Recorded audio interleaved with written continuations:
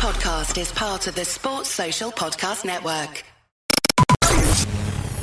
No breaks. No breaks. No fear. No fear. The official British Speedway podcast. Welcome along. British Speedway's top two divisions are officially back, and what an opening night it was of drama. At the National Speedway Stadium, the Bellevue Aces took away the spoils, but only just against the Sheffield Tigers. It went down to the last heat.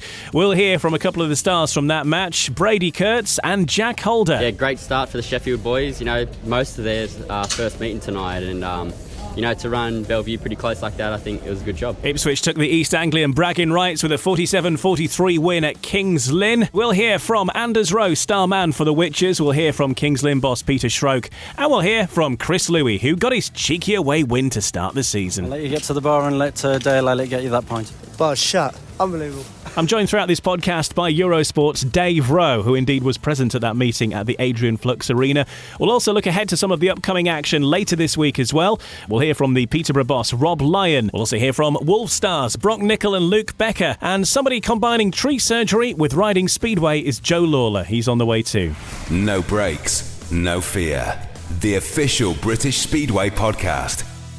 Welcome along then. So Speedway is back, and back on the telly as well. The Eurosport new deal that's been waiting on ice for the last year finally underway as well, and I think people loving seeing British Speedway on the TV, and a thrilling match that was broadcast last night to get things started as well. Somebody who was also part of that coverage was Dave Rowe, who was at Kings Lynn, and he joins us to look back on all the action and preview some of the upcoming stuff as well. Hi Dave. Hi Ian, how are we doing? Good to be here. Yeah, glad that you're with us. You're joining us. Who says that Speedway's not showbiz? You're joining us from your hotel in Kings Lynn following that match last night at the point of talking, and we'll talk about that in a bit more detail. But just generally, it must be great to, having been to all these practices and stuff that you've been at over the last 4 or 5 weeks or so, to finally see some competitive action. Absolutely, it's the practice sessions obviously, but before that the lengthy lockdowns, the winter was longer than ever, and to actually get back and again to see supporters in stadiums, obviously crowds at all three venues last night. Unfortunately, Wolverhampton had problems and only did the 2 races, but both Bellevue and Kings Lynn, to see people there, the effect it has. I noticed in Poland over the weekend, that was their first weekend when they had crowds back. It definitely raises the level. The riders really react to it, and we'd lost it for too long, so it's fantastic to have it back. And generally, looking at the 2 meetings last night that went ahead, you had problems, of course, at Kings Lynn. We'll touch on very soon with the weather, but there were a few jitters around, and I think it was quite evident generally that the riders that have had that meaningful competitive experience in Poland are certainly a little bit more, as they say, dialed in than perhaps the ones that have just had the practice sessions so far. Yes, quite clearly, Jack Holder was sensational last night at Bellevue, and it's no surprise given what he's been doing with Torren in the Extraliga. So it's no surprise at all to me. He could be in for a very big season indeed. He could be will be, I think, one of the Premiership's very top riders. And yes, absolutely right. It's quite clear that riders who have been racing have the edge here. Racing is always better than practice, quite clearly. I recall going to Scunthorpe at the end of August last year for a National League Challenge match, and in Heat 1 of that meeting, the 2 youngsters who were Dan Thompson and Jordan Palin, they raced clear in Heat 1 of Simon Lambert and Connor Mountain. Now, no disrespect, but the 2 lads I've just mentioned there are more experienced by a long way, Simon Lambert and Connor Mountain, and the 2 youngsters just absolutely raw clear in Heat 1, and that was because they've been doing youth meetings, they've been practicing, they've been on track much more often, whereas the likes of Lambert and Mountain in that meeting needed a bit of time to get up to speed. That's what you're going to see, I think, for the next couple of weeks. Those who have been on track regularly, especially racing regularly, I think they've got a massive advantage.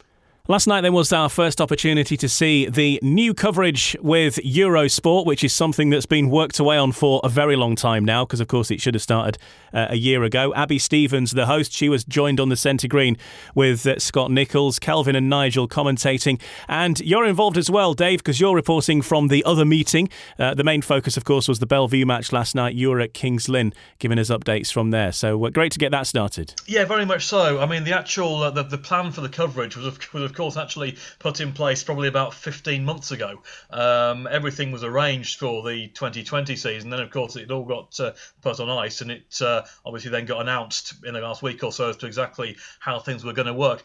I obviously think it's an excellent idea to have the coverage from other meetings other than just the live match. I think when you look at the Premiership fixture list, the majority of Mondays, which of course is the major TV night, there are going to be 2 Premiership matches. There's a couple that have got 3 meetings on, but the majority have 2. And I think for the viewer's experience, to be able to feel that we're across everything happening. So if there's something really dramatic or sensational happening at the meeting that Eurosport are not covering fully live, we are there. We've got pictures. Obviously, I know last night we played in a clip of Jason Crump coming down in Heat 5. It's all a learning curve for us all because it's something completely different. There were 3 of us as part of the team at Kings Lynn that were working remotely and obviously in contact with Bellevue. First time it's been done really in that format in Speedway, and really looking forward to seeing how it grows as the weeks go on. And looking at social media, there's a bit of confusion, I think. 1 or 2 fans suggesting that the coverage is going to be a little bit more occasional, which is not the case. Monday night is Speedway night going through the season more often than not, isn't it? Absolutely. The deal, as I understand it, is for certainly for this season for 18 meetings, which is the same as would have taken place in the previous TV deal with BT Sport. Now, obviously, with the late start to the season, that will give you fairly regular Monday meetings. Monday will be the regular night once again. There was talk at one stage there might be the odd Thursday, so I don't think that's out of the question depending on how the fixture list changes. But generally, Monday night will be Speedway night. There's a couple of gaps in the list. Eurosport are very much involved with things like the Olympics, a couple of the major tennis tournaments. They will be the Mondays that probably sit out, but you're going to see the same amount of domestic racing as we've always had, and generally Monday nights. And as I say, on those Mondays, when there's more than one fixture, we'll have it all covered. Let's turn our attention then to that first fixture then at the National Speedway Stadium. It finished Bellevue Aces 47, Sheffield Tigers 43. You couldn't really ask for a better start to the season for a match on TV, particularly all things considered, the one that goes down to the very last heat, Dave. That's what we want, isn't it? That excitement going all the way to the wire.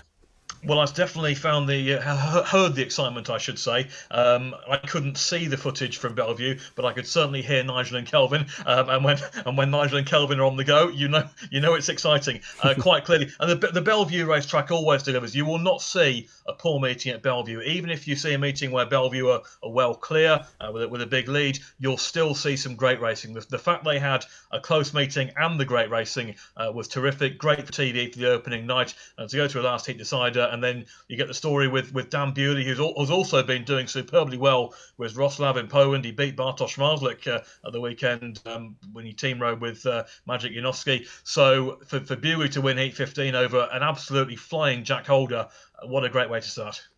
Well, let's hear from Jack Holder. He was the star man of the meeting. He got 19 points. Of course, Sheffield were operating rider replacement for Adam Ellis, who wasn't allowed to make the journey over from Poland. We'll mention that in a sec. But here's what Jack Holder had to say to Nigel Pearson. 19 points, not too shabby. Yeah, it was good, mate. Awesome to be back in the UK racing. We missed out last year, which was a massive downer. But great start for the Sheffield boys. That's most of their first meeting tonight, and to run Bellevue pretty close like that, I think it was a good job. Yeah, and a really competitive meeting, and a good start for the Eurosport coverage for 5 years in the UK as well. Yeah, I didn't really watch that many races because I was out a fair bit, but yeah, I know the scores were tight, and hopefully, as I said, everyone's been missing Speedway for a while, and hopefully we put on a good show for them with some good races. 3 rides on the trot at the end there, Jack, but you're a fit young lad. Of course, not even puffing. But you took it quite gladly. When Steady offered you the tactical sub, you quite gladly took it. Off gate 4 too, I can't believe it. Nah, it was good, mate. Me and Sedgie team rode, the best we could, and we got that 5-1 we needed, and yeah, it was. Was it a last heat decider or not? Yeah, we couldn't get it done, but always next time. Yeah, you got a consolation point as well. And now the outlook now for the rest of the season? You must be relishing the prospect of a busier schedule. Now you've got Sheffield meetings, obviously your meetings with Torren, so it's back to normal now really for you, isn't it? Yeah, pretty much, mate. It's been a long, couple of months just living out in Poland, wondering when England's going to start so I can, you get sick of practicing, believe it or not. But yeah, now it's up and running, and hopefully, it's just all about the travelling. As you've seen, Adam Ellis, he got stuck. So there's going to be some bumps in the road, isn't there? Yeah, hopefully not too many. Thanks for joining us. Well done, Jack. No worries, thank you. There's Jack Holder, starman last night at Bellevue for the Sheffield Tigers, as they scoring 19 points, ripping up the extra leaguer, and also it looks like he's a man on a mission over here as well, Dave. Yeah, he's a rider who's you've expected this from for a couple of years now. Of course, we previously saw him at Poole in the Premiership, and you were just waiting for that big season. This, I think, could be the one. We'd seen signs again in Poland last year, but the way he has started this year in the Extraliga, he really looks the part. He looks like he's ready to make that big step up, and who knows, maybe we'll see him pretty soon in the Grand Prix.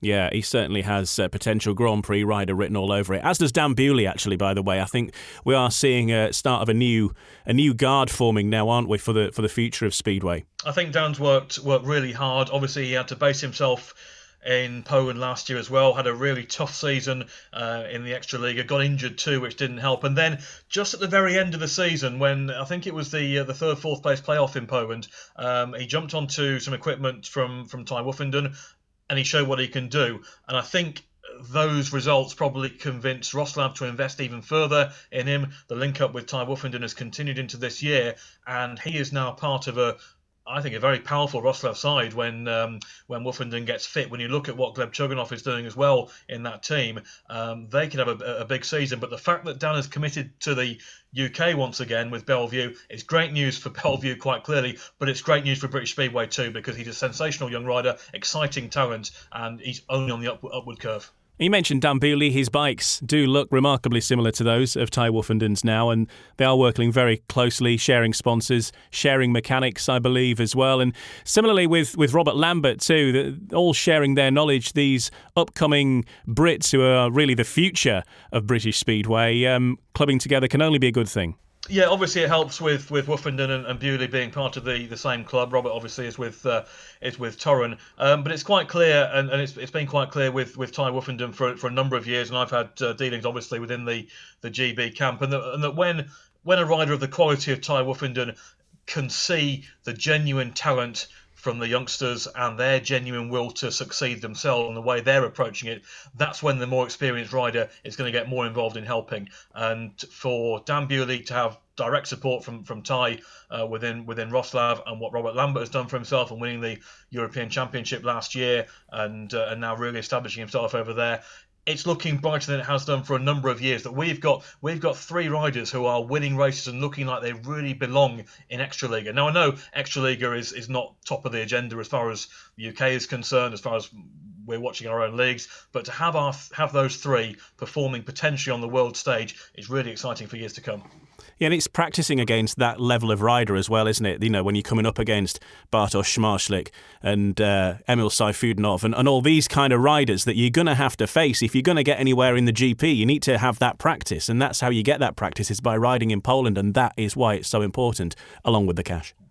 Yeah, and the Grand Prix can absolutely spit you out if you're not ready for it. If you go in and it doesn't work out, and Ty Woofenden would say that himself from his first year when he wasn't really ready, but he got himself rebuilt, refocused, and then came back and won it. So you have to be there at the right time, but realistically, if you're going to perform in the Grand Prix, then you're going to have to be performing in the Polish Extraliga, because those are the guys you are testing yourself out. You look at people like Artem Laguta, the speed they carry, and then you take it into a Grand Prix, and you've got probably 3 or 4 of those riders in every race. Let's speak to another of those riders who's been in action in Poland, but is making that jet set trip over, hopefully without any particular issues as we go through this season. And that's Brady Kurtz, who was in that final heat, the last heat decider, and he's been speaking to Nigel Pearson. On the British Speedway podcast in the Bellevue pit, straight after a last heat decider, Brady Kurtz, quite a meeting that, good one. Yeah, it's good for Bellevue to get a win, that's for sure. We were struggling for a while, and all the boys chipped in, and we got there in the end, which is the most important. So good start to the season, and I'm looking forward to the rest of it getting going. For your own performance, you won one race by the length of a straight, but it was tough for you out there. It was a tough night, tough opposition. Yeah, Sheffield are a really good team. They've got some fast guys. Jack was on fire, and he's hard to catch once he gets in front. And terrible starts cost me the most. Really, I have no idea what the problem is. If it's the surface or the tyres we're using now or what, but it was horrendous. And when I got in front, I was really quick. I'd had speed in the bike all night. Just don't really know what was going wrong, but if I could sort that out, we'll be right. Yeah, now I've just said to Jack Holder a few moments ago, you boys have been out in Poland riding. Now you've got Britain back. How good does that feel for you? Yeah, I'm really happy about it. I've always been a supporter of British League, and I couldn't wait for it to start again. And I'm definitely happy to be here and be back living here as well, which is a major part for me. I definitely like being in England. It's pretty much my home now, so I'm happy about that, and I'm happy just to be doing a bit more racing once a week in Poland, or not even once a week, once every 2 weeks or whatever. It's not even close to enough, and I'm happy to be here and looking forward to the rest of it. Thanks for joining us, Brady. No worries, thanks guys. That's Brady Kurtz there from the Bellevue Aces, who's also riding over in Poland as well. And interesting what he says, that even though despite riding in the Extra Liga, that's not enough racing for him. They need to be racing much more regularly than that. And of course there are other leagues in Europe operating, Denmark, Sweden and so on, but he's chosen to come over here, and having exciting riders like him and Jack Holder is can only be a good thing for British Speedway in general. Yeah, Brady Kurtz is a rider I like. Another one that we've been waiting for him to take that next step, maybe even that final step forward. I think the move to Bellevue will do him good. He had a tough year last year because he was part of the Legionnaires squad, and then actually ended up effectively losing his place to fellow countryman Jamin Lidsey, who was going really well. So Brady's had to drop down for the time being in Poland, but always committed to UK racing. That was clear when he came over at the back end of the season to race at Bellevue in the behind closed doors streamed events, and he made it quite clear then that the UK was a big commitment for him, and that's really good. And like Jack Holder, he's definitely one to watch. And we did see that rustiness again, what we mentioned at the start, particularly, I think, well, both teams suffered from it. Troy Batchelor finished with 2 points. You'd expect him to do better than that as the season gets going. And some jitters as well in Heat 1 with Richie Worrell going through the tapes on the very first heat of Speedway's big return. But these things are the sort of things that are going to improve as we go through the year. Funnily enough, we had exactly the same thing at King's Lynn, which we'll come on to shortly, but actually in Heat 1 of that meeting, Ty Proctor also went through the tapes, so it wasn't just at Bellevue. But yeah, you mentioned Troy Batchelor, and certainly as far as Sheffield were concerned, to only go down by 4 points with the Adam Ellis situation, which I'm sure we'll touch on, and Troy Batchelor scoring 2 points, and yet they only lost by 4 to a side that many fear are the favourites, Bellevue, then that's going to give them some encouragement, because Troy Batchelor, again, had a really miserable time last year in Poland, but in 2019 with Swindon, he was absolutely brilliant. I've got no doubt at all that Troy Batchelor will sort things out very quickly indeed, and that will give Sheffield great hope for the future. And we mentioned that Adam Ellis thing. We'll talk about it now, in fact, because it was a late call. He'd ridden in Poland on the Sunday, went to get his flight over, and because he'd previously tested positive for COVID earlier in the week, despite then later having a negative test, he was not allowed to board the flight, and that's that really. It's just the rules how they are in Poland. But these tests, they are being done regularly, and because they're being done regularly, it is an issue that teams are just going to have to cope with, isn't it, I think, unfortunately? It's going to be where we are for the time being, unfortunately. I must admit I'm a little bit confused as to what happened there, because obviously there was a positive test in the week and then a negative one, so he rode in his meeting in Poland on Sunday at Rawitz, and then he can't get on a flight because of almost like a retrospectively they've gone back one test prior to stop him getting on the plane, which seems a little bit peculiar, but you are right, we are going to have to get used to it, especially with riders travelling. The one issue is the testing itself. I know regular tests are still being done, and certainly in a lot of places to actually get into the pits at venues, you have to have at least a negative lateral flow test. I had one myself prior to yesterday.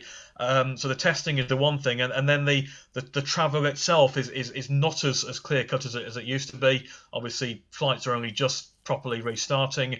For example, a rider who'd been riding at Torren would normally just drive down the road to Big Gosh, early morning flight every day, Big Gosh into Stansted, but currently that flight is unavailable, or it's not happening. So you have to do a bit more forward planning as to airports. You might have to go up to Gdansk or Poznan or whatever from that sort of area.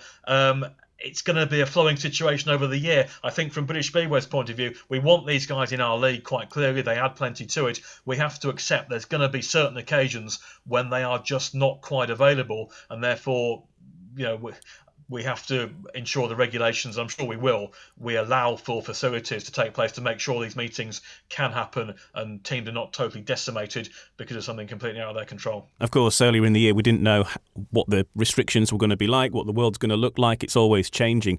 Do you think it would have been worth, or maybe even worth, even now going forward, introducing sort of a number 8 facility, a regular substitute for a particular team, so you know who's going to take that place if one rider can't arrive at the last minute? It is definitely, or it would definitely have been an option. I've heard it talked about in the past, even before. It's been done on occasions too. I guess the question is, at what level would you pitch that replacement? Because with the best will in the world, if someone like Jack Holder is unavailable, there isn't a natural Jack Holder of his calibre replacement just waiting to be wheeled in. Now there are obviously Premiership quality riders who haven't got Premiership team places. You look at someone like Richard Lawson, for instance, who could quite clearly slot in. So I think as long as people like that are available to guest, which he would be because he's in a Championship team declaration, so there's no problem with that. As long as they aren't on the sidelines completely, then I think that'll be okay. I suspect the issue would be you just wouldn't be able to find 6 top-line riders standing by available to be number 8s just as and when. So I think we have to just accept the guest situation as it is. Okay, so that was the first match that was screened on TV. Bellevue versus Sheffield. Bellevue getting the spoils. But of course, Sheffield will be very happy with saving that extra point, though. That point could well come in handy at the reckoning at the end of the season, couldn't it? Oh, that's a great point for Sheffield, no doubt about it. I'm sure because they were leading, and I've read some comments from Simon Stead afterwards, they wanted to go there and win quite clearly. But Bellevue is a tough place to go, and points on the road, especially when you're trying to finish in the top 4, obviously out of 6 to make the playoffs, but as high up as you can could give you an advantage for the semi-finals. Points on the road are absolutely crucial, and they've got one straight away. So if you'd offered them that before the first meeting, I'm sure they would have taken it. And speaking of points on the road, next up, let's have a look at Kings Lynn versus Ipswich. This is a match that you were present for, Dave, and a lot of pre-chat about this. In fact, I think originating on the first episode of our podcast series when Chris Louis really started to dangle the carrot and go fishing with Dale Allett on the fact that he fancied a cheeky away win. He got the away win, but not quite as comfortable as he would have liked.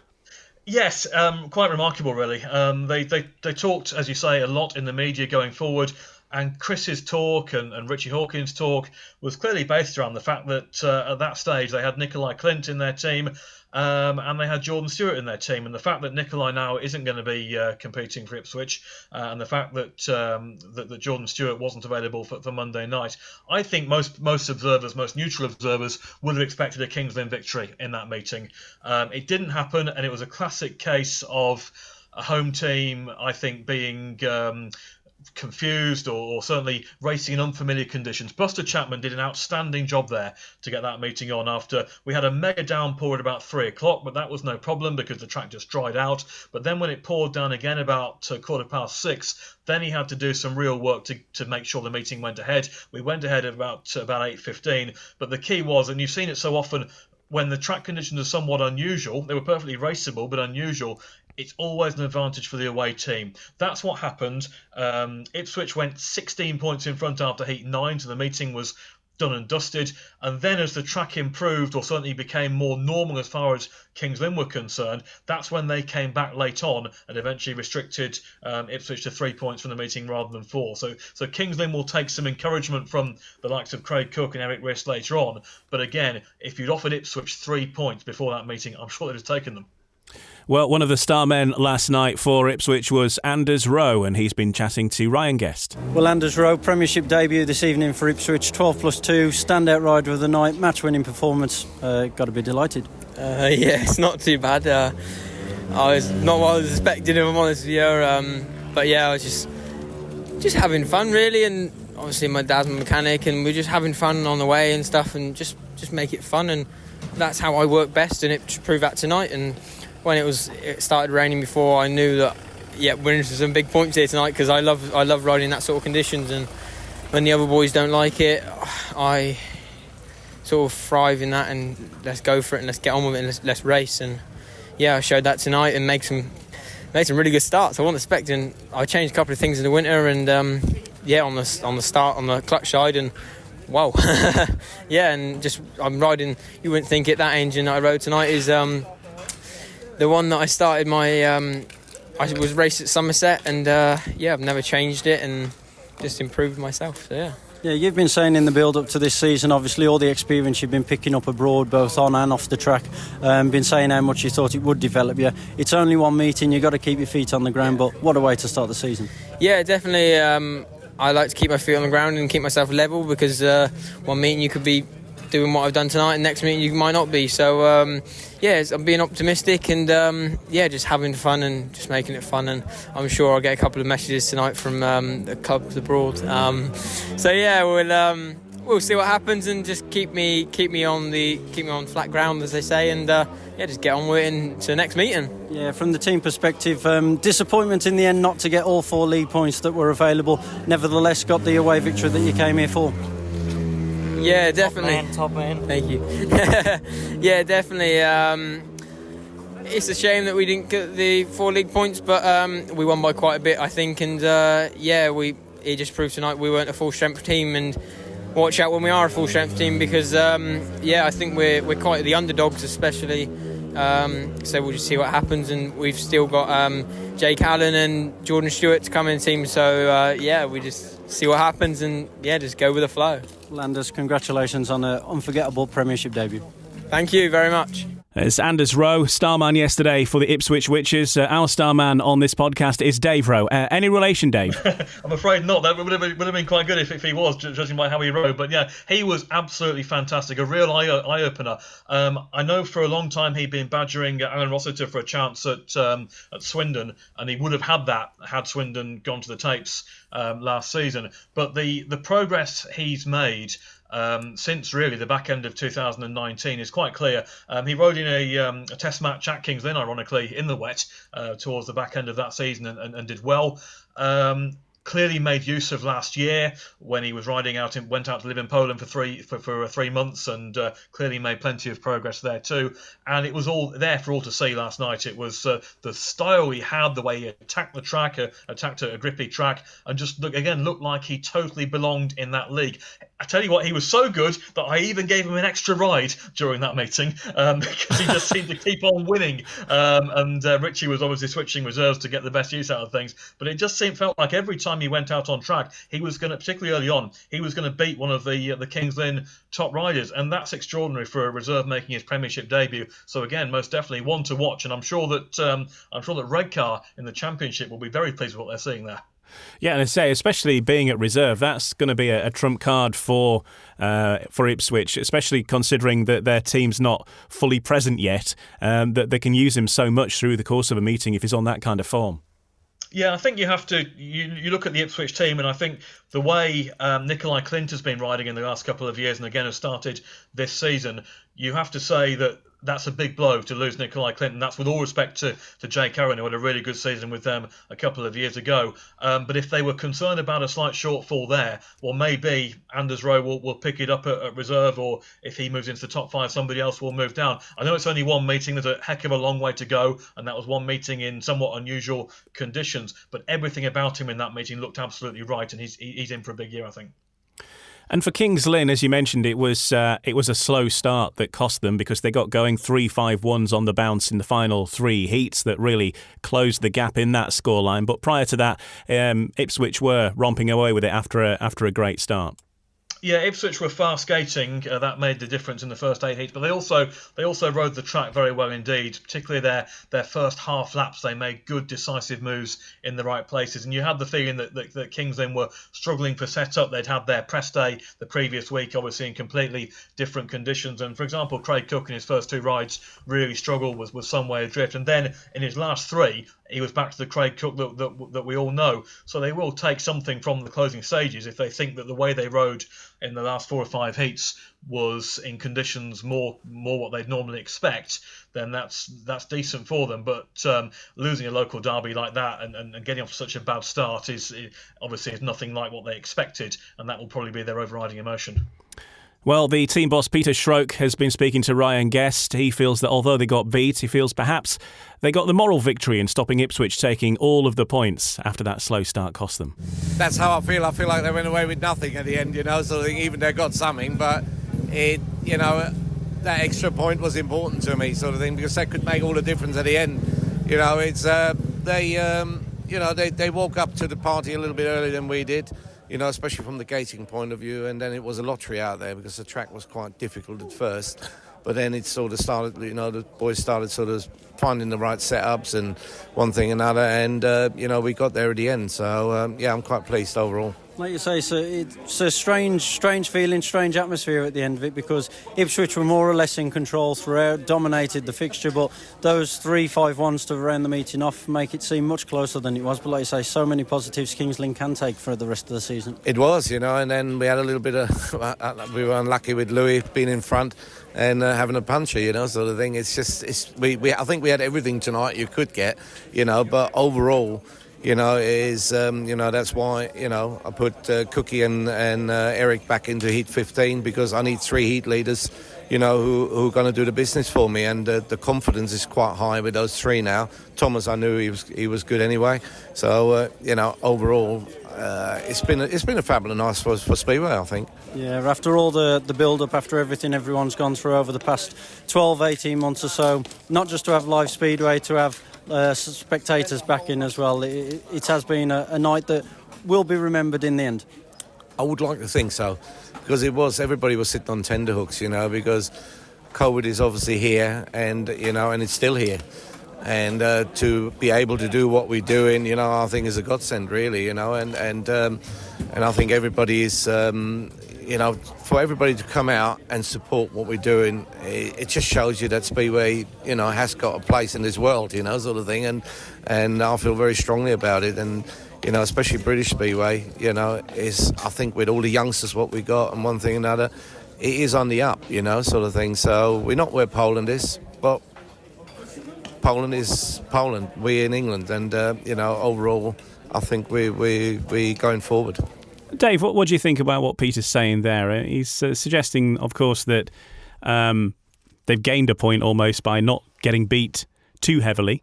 But surely the 3 points is the main difference that Ipswich have gone away with. Yeah, I understand what Peter's saying, and I think he makes a very, very important point there at the end of that piece, talking about the efforts that everyone has gone through to get the season up and running, despite the fact that we've still got restrictions going on and hopefully continuing to be eased gradually. So brilliant job to get it on and to get fans in stadiums. And I understand where he's coming from regarding the points from the meeting, and it's his job as Kings Lynn team manager to talk up the positives of his team. The bottom line is Kings Lynn scored 0 points last night and Ipswich scored 3.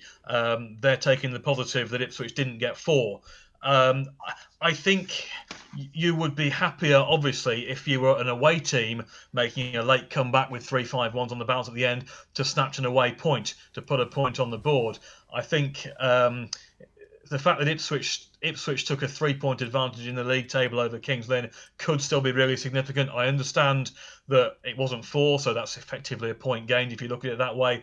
But look at the result on that night. Ipswich got 3 points. Kings Lynn have got to take what they did in those last 3 heats and the form of Cook and Riss and Jorgensen throughout. And Louis Kerr would have scored more, but for that puncture as well. There were things for them to be optimistic about. There's no question about that. But that bottom line that Kings Lynn scored 0 and Ipswich scored 3, that's a big result on opening night. I think Chris Louis would rather have had the 4 points too, if it were possible. He's been speaking to Ryan Guest. Yeah, obviously we've got to hope that doesn't make all the difference at the run into the playoffs and things. But, cracking performance from the lads. They hit the ground running right from the off. They wanted it. Yeah, I agree that we seem to lose focus, take a foot off the gas at the run-in for all of the points. And, that's disappointing, but I'm not taking anything away from the lads. Every single one of them. Did their job, stuck to the task, battled back when they had bad rides, so very happy. Yeah, a 4-point victory in the end probably doesn't sum up the meeting entirely with how much dominance and control you had, particularly in that mid-stage of the meeting. Yeah, that's right. Up to that point, obviously where we couldn't be beaten on the night, we did dominate, and I'm happy with that.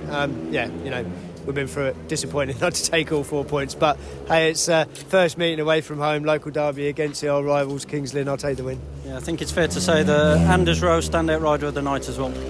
Yeah, it's been a strange old winter with obviously movement between clubs and the rules and the points limit and everything. And me and Richie worked hard studying what we had and what we could have and what we should do. And the decision for Anders was made in seconds, not even minutes. So I think justified in seeing the way he rode tonight. He was superb. Like you say, bragging rights though takes you in with a bit of confidence into your first home meeting on Thursday as well. Yeah, of course. All the lads can go into it knowing they've started with a win, and that's important. We'll go into it with a couple of riders that won't have got the racing under their belt. Obviously, with Bellevue having ridden tonight. And fought back for a good win, obviously at home. I haven't seen anything from it, but I heard it was quite exciting. So, it's going to be a tough night. We're not going to come away from here thinking, we've got an away win. That's it. We'll win. I think every meeting's going to be tough this year. I'll let you get to the bar and let Dale Elliott get you that pint. Bar's shut. Unbelievable. Cheers, Chris. Thank you. Excellent way to finish things. After all that, the bar was shut. Unbelievable. Yes, that was probably the only bad news for Ipswich, apart from those final few heats. Again, interesting comments from Chris Louis. Again, if you'd offered him the 3 points beforehand, he would definitely have taken them. He would have just have seen a bit frustrated that his team either took their foot off the pedal or Lynn just came good at the end. I must mention Heat 15 because it was a Lynn 5-1 and that was always going to be the case. But Jason Crump spun it on the third and fourth bends, came down and Danny King laid the bike down superbly. So we had both Ipswich riders on the track, on the deck in that Heat 15. Thankfully, they both walked away, so that's good. As far as Ipswich are concerned, if they are serious about being champions, grand finalists or whatever, then that loss of a point last night should not make a big difference. They got 3 points on the board away from home, so if they don't do silly things, losing home matches, then it shouldn't make a difference. But what Chris and Richie and so on will be fully aware of, if you're in a playoff situation, a two-legged aggregate tie, if you go into a meeting where you establish a big advantage, you cannot take your foot off the gas, you cannot allow your opponents back into the meeting, you've got to drive home the advantage. So that's something for them to put in their memory bank, if you like, going forward. I think as far as last night is concerned, I don't think they'll be too upset in the end, but they've got a really interesting home match to come against Bellevue on Thursday. Yeah, we'll look ahead to that in just a moment. Just one final point on Ipswich. Been a lot of chat about Jason Crump, of course, making a comeback to British Speedway. That was supposed to happen last year. Not just with Ipswich, but he's going to be riding with Plymouth as well, and he would have been riding tonight, but that match is off, of course, this evening at the time of recording on the Tuesday. But what did you make of the comeback of Jason Crump? I wasn't surprised by what I saw because I saw Jason ride at Bellevue last year in the behind closed doors meetings. There's no doubt he's going to be competitive. There's also no doubt that he's not the out and out number one maximum man he was almost every meeting 15, 16, whatever it was years ago when he absolutely dominated match after match in the league. That's not where he is now in the age of 45, mid-40s. But what he will be is a really competitive force, a good influence in the Ipswich camp, and he's still got it big time on a bike. There was last night, there were close situations. He wasn't afraid to get into shoulder combat. The very first bend of Heat 1 against Lewis Bridger, the elbows were flying, and he was there. He was close. He came off battling with Louis Kerr, who drove down the inside. There is no doubt he's taking it seriously, and he'll beat good riders, and he will do well for Ipswich, I'm sure of that. Still to come then on No Breaks, No Fear. We'll have a look ahead to some of the other fixtures happening later this week, where we'll speak to Rob Lyon ahead of Peterborough getting their campaign underway as they visit Oleton and the Sheffield Tigers. At the end of the day, I'm here to do a job. I'm here to try and win things for Peterborough. There's a history at Monmore Green of successful Americans, and the next couple are Broc Nicol and Luke Becker. We'll hear from them. We'll also hear from Edinburgh's Joe Lawlor very soon. No brakes, no fear. The official British Speedway podcast. Welcome back. Right now we're going to turn our attention to some of the upcoming fixtures over the course of the next week in British Speedway. There's a lot going on. We've seen some of the sides already, particularly Ipswich versus Belle, which is next in the Premiership for those two sides. Seen them already in action, and Dave, based on what we know already, Ipswich always usually have quite a bit of home advantage around Vauxhall, don't they? Yeah, we're hoping, or Ipswich are certainly hoping, they'll be at full strength for that meeting on Thursday. I spoke to Chris Louis last night. They are optimistic that the Australian boys, Jake Allen and Jordan Stewart, should be in the side for that one. Obviously, there are some changes to the Ipswich side of a couple of years ago, but the experience of Danny King, particularly as captain, as long as they get dry conditions, fingers crossed, and normal track conditions, will certainly play in their advantage. And I think it will be interesting to see how this Bellevue team performs on the road. Couple of times in recent years, Bellevue have gone away and not quite done what you'd expect of them. So I'm sure that Mark Lemon will be keen to see to make sure that they keep the ball rolling both home and away. I think it's a really interesting meeting, that one. It's quite hard to call, and although Ipswich started with an away win on Monday night, I get the feeling that one could be quite close on Thursday. The other match on Thursday is going to be at Ollerton, Sheffield opening their Premiership account against Peterborough, and that'll be Peterborough's very first match of this season as well. A very experienced lineup, shall we say, that Peterborough are offering, with the likes of Scott Nichols. They've also got Hans Anderson, Chris Harris in their lineup as well. A lot of experience in British Speedway, and it's going to be interesting to see how this goes. Obviously, the average age of that team, you can't get away from it. I think there's 4 riders who are over 40, plus Chris Harris, who's 38. That's a stat. That's there. You can't change that. And therefore, naturally, the majority of those riders are not the forces they were 10 years ago. That statistic. Hans Anderson was a Grand Prix winner. Scott Nichols, Chris Harris were Grand Prix regulars. Bibiani Pedersen was winning the odd Grand Prix as well. So, and that's not the level they're at now. But what they've put together is a really solid team of riders with Premiership, top league know-how, who, as long as their heads are right, their attitude's right, and I'm sure it will be, if and when they click on the same night, they will certainly surprise a few teams. Whether it will be at Sheffield on Thursday, who knows? We're waiting again to find out Sheffield's team situation, particularly with Adam Ellis. But I'm sure there will be nights when that Peterborough team will surprise people. And Jordan Palin, one of the exciting upcoming youngsters in British Speedway, and to be in and around all of that experience surely is only going to benefit him as well. That's a rider who I'm really excited about seeing in the top flight this year. It was an interesting pick by Rob Lyon, because he's actually on the 1-star list. You can have a 4-star rider at reserve in the Premiership. He's on the 1-star list just purely based on his lack of league experience, but that hasn't stopped Peterborough from making that pick. And he's got all the talent. We saw it in the youth. We saw it last year as well at times in under-19 events and so on. He's beginning to gain experience on the continent. So as long as he's not pushed too soon and expectations are not too high too soon, and as long as he doesn't let his head go down, because there will be tough matches for him quite clearly in the Premiership against very good riders, I'm sure with someone like Rob Lyon there to guide in the pits and the experience, if he takes on board what people like Scott and Chris are saying to him from the more experienced riders, then he's got a bright future, and it'll be really interesting to see how he gets on in the Premiership. Well, we can hear from the Peterborough team boss now, Rob Lyon. He's been speaking to Nigel Pearson. You've done well as a team manager, particularly in the Premier League days at Kings Lynn in the second division as is.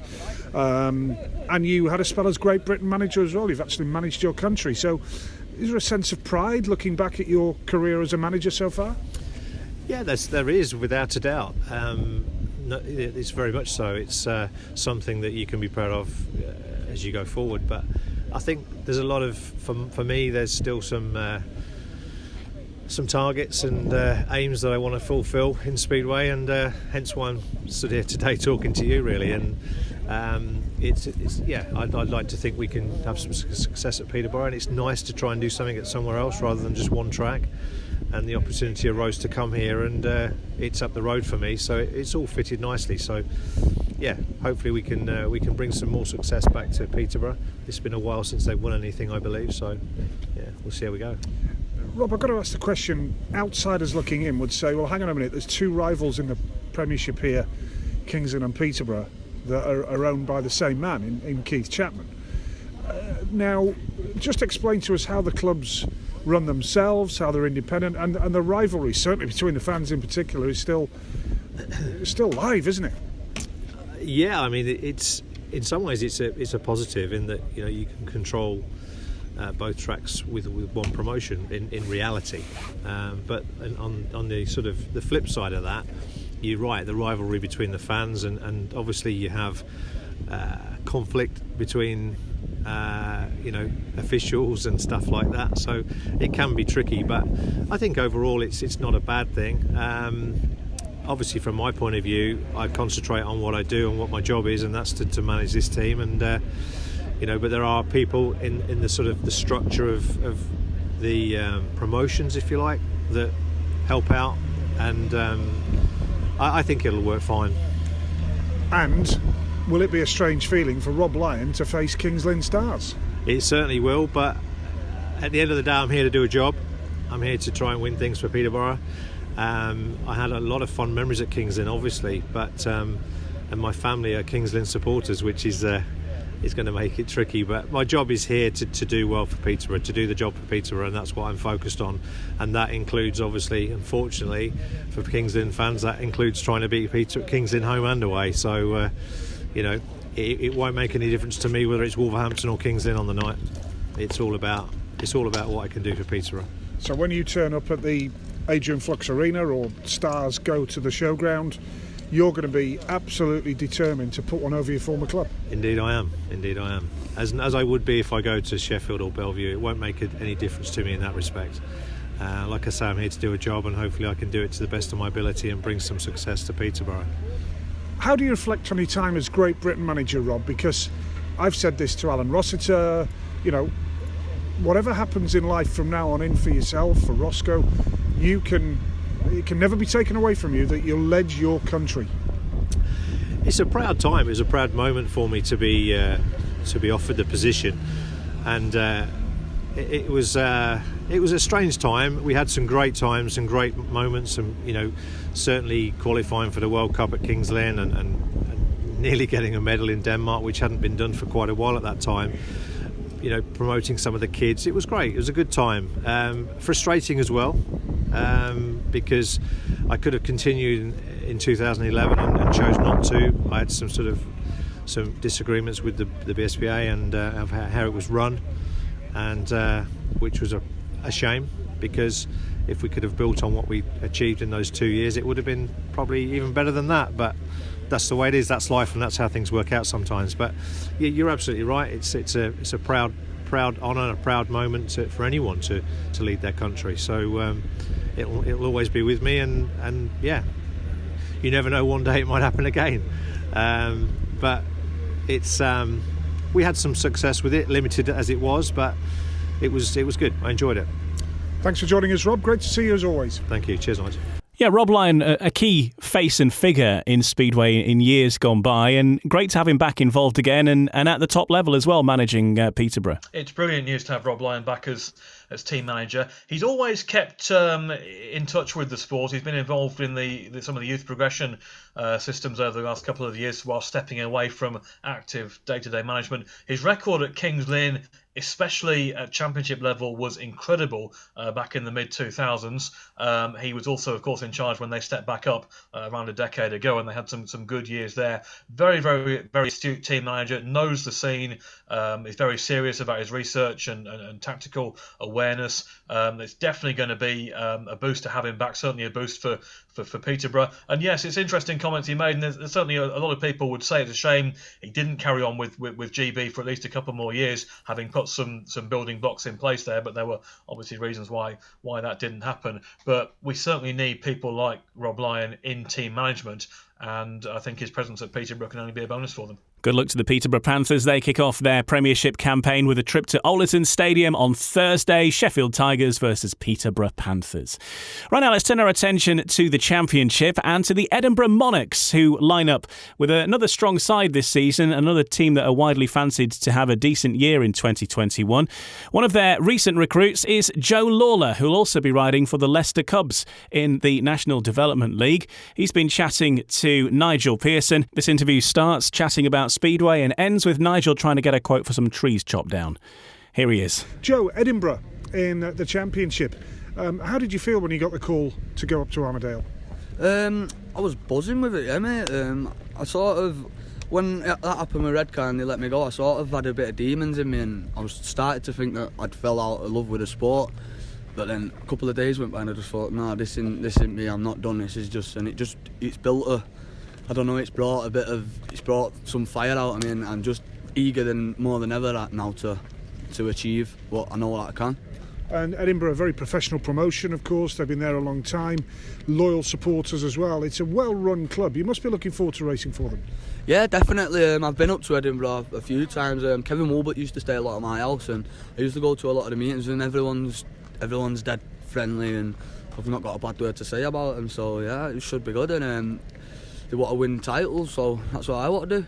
And of course they have riders of the calibre of Sam Masters at the top end of the team. He's got international experience, classy rider.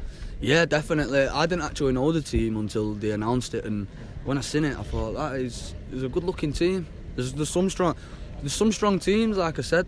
It seems very even. There's a lot of, it doesn't seem like one team's going to dominate. It seems very, very even, and I think we've got a very good chance. And what about yourself in terms of how you've got through the last sort of 18 months? What you've been up to? How have you found it? Just working, mate. Just trying to earn some pennies and just getting by, training. Obviously, I've got all the time in the world on my hands because I've got nothing else to be doing. When I'm not at work, I'll be training or just chilling out, doing bits and bats in the bike. And with the bikes were done before Christmas, so we've just been in there doing whatever we can to make the workshop better and a bit of a better place to be in.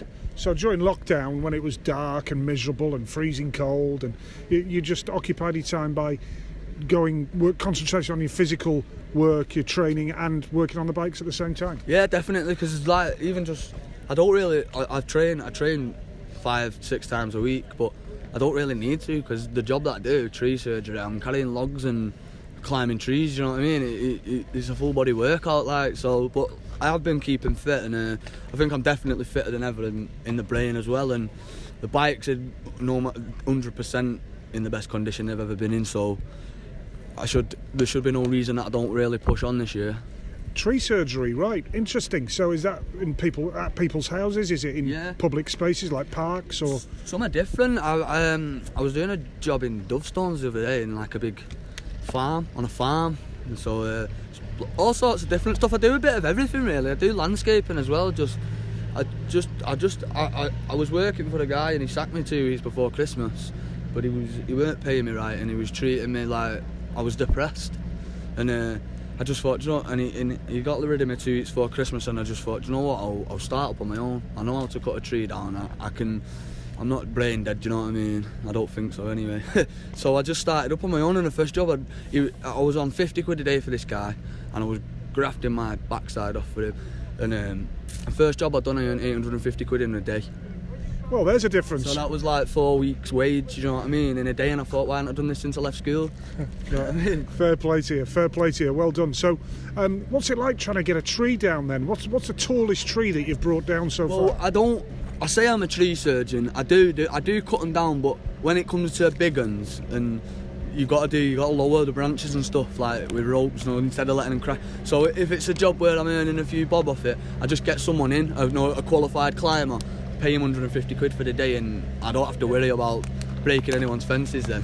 Because we back our house backs onto woods, and some of the trees are now hanging over our back garden fence. So you're probably about 80 miles from me, but you'll come and do it at Matrix, won't you? Yeah, 100%. Top man, that's sorted. Yeah, so killing two birds with one stone there, with Nigel getting his trees chopped down and an interview with Joe Lawlor as well.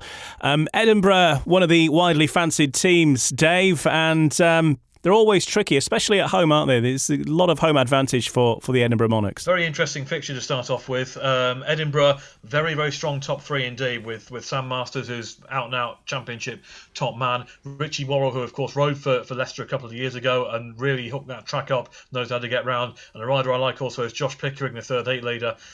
He's made great strides over the last 2 or 3 years. I think the question marks for Edinburgh a bit further down with a couple of newcomers coming in. Joe Lawlor obviously rode for Leicester in the championship for a time in 19, including when they won the title in the grand final at Glasgow. He'll actually be riding for Leicester also in the National Development League, so a bit of banter I'm sure going on there. And Leicester, as reigning champions, they are very, very keen to defend their title, so no doubt whatsoever in that. Stuart Dixon has transformed that club. It's a local venue for me. I watched quite a lot at Leicester, and it was interesting. We had the discussion previously talking about Keith Chapman running 2 clubs, running both Kings Lynn and Peterborough, and then obviously Rob Lyon going in as team manager of Peterborough. Similar situation with Leicester and Sheffield, and they're both owned by the Bates family. But the best decision the Bates family made a couple of years ago was to insert Stuart Dixon, to keep a bit of distance between the two, especially when they were in the same league. And Stuart Dixon transformed a club who for years had a miserable time in the top league. The fans were used to losing almost every week. They kept their enthusiasm, and then Stuart Dixon just took things forward so many levels in the season when they won the championship a couple of years ago. And for me, he's put together a really strong team once again, with a really powerful, solid top 5, and the 2 Thompson twins at reserve. Will be interesting to see how they get on. I would think at the weekend I would back them to edge out Edinburgh, but it might just be an edge out, because I think Edinburgh will win a lot of races in that meeting. And we're going to hear from another Edinburgh Monarch as well, in Nick Morris, because we're going to do a little feature on Wolves very soon, because they're the subject of the Monday meeting next week. So that preview is still to come. Quick look at the other fixtures then in the Championship in the week ahead. Scunthorpe versus Plymouth, meaning that Bjarne Pedersen and Jason Crump kick off their careers on Rob Godfrey's home shale. Berwick versus Birmingham. Eastbourne versus Newcastle. Leicester versus Edinburgh in the Championship. And then we move into the fixtures heading into next Monday, which we're going to preview next here on No Breaks, No Fear. No Breaks, No Fear. The official British Speedway podcast. Welcome back. I'm Ian Brannan. I'm joined by Dave Rowe, who you'll know from his appearances on Eurosport. And if you haven't seen them yet, you will see him through the course of the season. Dave, let's turn our attention to the National Development League briefly, because I know that that's a league that you know very well. The first fixture this week is going to be Leicester versus Eastbourne, but also matches between the Bellevue Colts and the Newcastle Gems on the cards as well. Berwick Bullets also racing against the Bellevue Colts later in the week, and also the Eastbourne team versus the Newcastle Gems as well. So lots coming up, but the National Development League really important for those riders who are up and coming, the young stars, if you like, or at least those who have their eye on a rising star place in the Premiership in future seasons. There's definitely been a shift in the National Development League over the winter. Everyone knows about the points limit and the discussions that entailed over that, and quite clearly bringing in newcomers lower down and some of the more experienced National League riders stepping up and stepping out of that league. We mentioned Leicester there. We talked to Dave Howard, who had a fantastic first season in charge of the Lion Cubs, winning it with a top 2 of Ellis Perks and Daniel Hume, who were fantastic for them throughout the year. And Daniel now full-time in the Championship with Poole. Ellis Perks has stepped out for the time being. So it's a very different looking side. For Leicester, you look at the fact that Dan and Joe Thompson were the reserves at the start of the previous season 2 years ago, and now they're heat leaders along with Joe Lawlor. That shows the way the league has changed over the course of the winter, and also with the way the rising stars have come in the Championship. The focus is very much now for those Championship and Premiership clubs to enter a team in this league. You've only got Mildenhall with standalone now in the NDL, and you've got several teams, several clubs operating 2 teams, and the reason for that is to try and bring on these youngsters so that in a, say, 2-3 years time they'll be ready to be in their teams at Championship or Premiership level. So it's definitely a shift. How it goes we'll have to wait and see, but there's lots of young talent out there waiting for its chance, and as you say, we've seen Newcastle pick up a good result at Armadale last weekend with an away win, and we'll see some more of the teams this week. We've got Leicester and Edinburgh coming up Leicester and Eastbourne coming up on Wednesday night. I think Eastbourne look a strong side. It's good to see Jake Knight back in the sport. Bellevue racing this weekend too. Jack Parkinson Blackburn in their side. Talent too.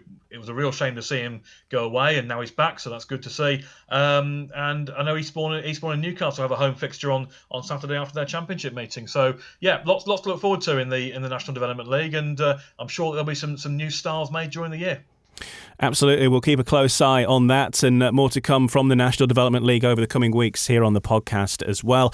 And finally, let's turn our attention to the big fixture next week, because we'll be back with you on Tuesday. We'll be looking back at this match, but the feature match on Eurosport will be Wolves versus Bellevue. Wolves' first action, whilst Bellevue will have had a couple of meetings under their belt by this time. But Peter Adams always puts together a strong lineup, doesn't he? And Monmore, being a more technical track, can often be a bit of home advantage for them as well.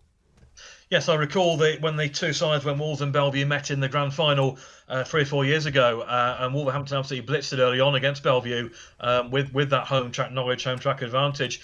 Whether that will be the case next Monday remains to be seen. Obviously, you have to feel for Wolverhampton on Monday when they tried to run the Thank You NHS individual, and they were caught by the weather with I believe heavy rain during the day, and eventually they just couldn't get it on. After a couple of races, it was clear that the track wasn't suitable, so they'll be going in pretty cold in terms of track action at Monmore for the riders who are all pretty experienced around there, or most of them are anyway. They know how to get around Monmore Green, but and they would have been racing several of them in the championship too. But yes, Bellevue will have had a couple of premiership matches by that stage, and that will be, I could quite easily foresee a close contest there too. Wolves historically would have a strong home record, and I think that will be the case again over the season. But yeah, that could be a close one on Monday, and if Bellevue have the right head on from the start, then they could do something there. A couple of Wolves stars following in the footsteps of some great names in the past, making the trip over from America to make their name, are Broc Nicol and Luke Becker. They've been catching up with Nigel Pearson. Yeah, on this special British Speedway podcast interview, I'm with two talented young American riders, Broc Nicol and Luke Becker. Suitably distanced, the three of us, but I'm sure these two guys will be pretty close together when they're out on the racetrack. Welcome back to the UK, guys. Broc, first of all, how are you feeling about the new season? Yeah, I'm feeling great. It's been a long time coming since we had last year off, and yeah, I've been really excited to join the Wolverhampton team, especially alongside a fellow American with Luke. Grew up racing together, so yeah, very exciting times ahead, and yeah, just looking forward to getting started. And you, Luke, you've had some sliding sideways in Poland so far, right? Yeah, luckily we've actually we've had 4 meetings now, so we would have had more if meetings weren't getting cancelled due to the weather. But yeah, luckily I've been getting some laps in before being able to come to the UK, not just starting off here. That's how it usually is. But yeah, no, like Broc says, it's awesome to have another American in the team. Looking down the line, the list of American riders for Wolves, it's cool to see that still continuing. But yeah, really looking forward to getting some laps in and back on the track. Yeah, back in the 90s, of course, Wolverhampton, when your dad was riding, Broc, Wolverhampton had Sam Amalenko and Ronnie Corrie. Do you ever think, could me and Luke be the next Sam and Ronnie? Yeah, that's what we hope for, definitely. You still hear their names going around Speedway till this day, and what a duo they were. So yeah, definitely that's a goal. It's just for me and Luke, obviously we both have our own goals and we want to do good and win races, and yeah, hopefully carry that legacy on. And how important is it for American Speedway now, turning to you, Luke, to try and get another Grand Prix rider? Now we've lost Greg through retirement. Really good. It would be really good to see an American coming into the Grand Prix system. Yeah, exactly. I mean, that's basically everybody's goal that we're competing with, but there's not many American riders in Europe, like everybody knows, so to have another one back in the Grand Prix Series would be awesome, and I'm sure that's me and Broc's goal to eventually get there. I think we both have a lot of time before that, but that's all part of the stepping stones, and hopefully we'll reach that goal. Yeah, and what about Greg's retirement? You guys must have looked up to him for years, Broc. Speaking to Broc now, you must have looked up to Greg Hancock for many, many years, and really now we're going to go racing. It's probably only now that we're getting reality that Greg Hancock's not a Speedway rider anymore. Yeah, like you said, his retirement, it's obviously pretty sad to see, but I mean, if you look back on the career he had, it couldn't have been much better in such a long career. like you said, we looked up to him. He was riding in from kind of my era when I started Speedway, so he was the American and he was the man. So looking up to him and just striving to be as good as him one day. And he had an awesome career, and I congratulate him on the retirement. Luke Becker, what about your all-time heroes when it comes to Speedway? Tell us about them. Yeah, we're already talking about Greg. That's definitely someone we all look up to. I mean, I'm safe to say that almost all Americans look up to him and want to be in his shoes one day. But there's been a lot of names along the line, but the most recent years it's been Greg. So hopefully we can even just get somewhere close to the shoes that he's been in.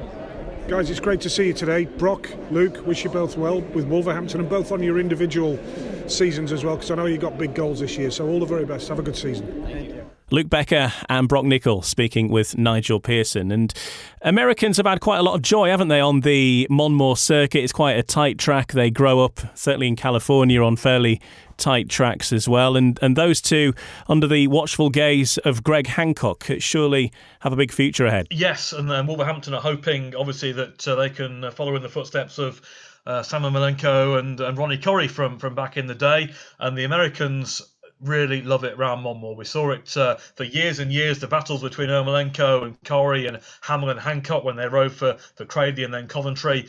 They have the mastery of that circuit. And Luke Becker had a really good first year in the Premiership a couple of years ago, also showing good signs in Polish Division 1 this season so far too. I think he'll kick on. And Broc Nicol had injury problems last time out, a couple of big crashes which certainly hampered his scoring in 19. So in terms of his place in the Glasgow team, he's certainly on a bargain average, and I think he'll get round Monmore as well. So I think the fans at Wolverhampton who like to see young talent coming through, and they certainly give them their backing, they've got two really good talents there to look forward to. And I think the thing with Wolverhampton is, when they invest in a rider, the view is to invest in them long term. If you keep your nose clean at Wolverhampton and you do your job, you're generally going to be in that team for a number of years. And I think that clearly Nicol and Becker are two riders who they'll be looking to pin some of their future hopes on. And the other fixture, the one that you'll be at on Eurosport, Dave, Peterborough versus Sheffield, a big track. That could be another close one. Yep, looking forward to that meeting. Peterborough, always a good race track. They did a lot of work on that a couple of years ago, and the riders absolutely love it. I think the Sheffield riders will love it. I think that's the one concern Peterborough will have, is that there'll be certain away riders who will fly around the place. Jack Holder is obviously someone you're going to have to look at. He used to ride for Peterborough in the Championship. The form he's in, you could see him turning up there with quick kit on Monday and being very hard to beat. And who knows? We'll see what Sheffield can do. But Peterborough, after losing so many home matches in 2019, they will be desperate to make a fast start to their home programme. Of course, the two sides meet at Overton on Thursday this week, so it'll be a quick return fixture. And an interesting Monday night ahead, I'm sure. My thanks to Dave Rowe. You'll be able to see Dave back on your telly on Monday nights, keeping an eye on that fixture at Peterborough. Have a great week, Dave. Thank you, Ian. It is great to be back. Long may it continue. It's just great to be talking about actual Speedway and looking back on results and previewing matches, and we're finally underway. Long may it continue. So lots of fixtures to look forward to. They're all available at speedwaygb.co.uk, and of course that's the place you can head to get all of the results as they come in as well. We'll be back with you next Tuesday, looking back on the Monday night's matches and looking ahead to what's on the way for another week in Speedway. Some other things for you. If you have an Amazon smart speaker, you can actually now get regular updates on what's happening in British Speedway if you download the official British Speedway News skill. And then you can ask your smart speaker, what's the latest British Speedway news? And it will fly into action. Notice how I didn't actually say the name there, so I don't trigger everybody's smart speakers off, because I'm considerate like that. And this podcast is part of the Sports Social Podcast Network, where you can find your next favourite podcast. And there's more Speedway content for you as well, in the form of Humans of Speedway.